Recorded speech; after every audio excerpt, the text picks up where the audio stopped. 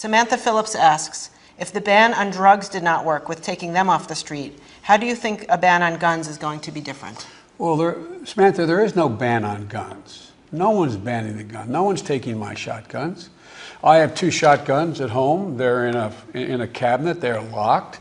There's ammunition there as well. No one's going to come and take my gun. No one's going to take anyone's gun. We're talking about a background check. And the analogy to if there was a ban on drugs, how can there be a ban on, how would any regulation of the type of weapon available out there, why would that make sense? Are you suggesting we just legalize all drugs? Is that what you're suggesting? That would go real well in Parents Magazine. Let's talk about everybody being able to, no matter what your age, go out and be able to purchase cocaine. What do you think about that idea? Look, these comparisons are not appropriate, quite frankly. But secondly, the idea you should have no law unless the law you have prevents all violations of that law.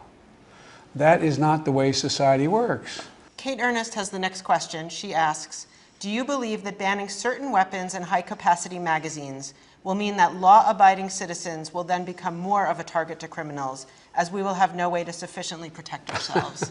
Is this Parents Magazine? It is. I have Parents Magazine in my home. I've never heard anybody in Parents Magazine ask these kinds of questions, but I'm delighted to answer them.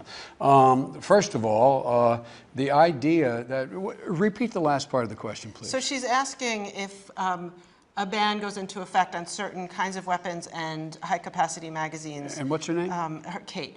Kate, if you want to protect yourself, get a double-barrel shotgun, have the shells, a 12-gauge shotgun, and I promise you, as I told my wife, we live in an area that's wooded and somewhat secluded. I said, Jill, if there's ever a problem, just walk out on the balcony here or walk out, put that double-barrel shotgun and fire 2 blasts outside the house. I promise you, who's ever coming in is not going to, you don't need an AR-15.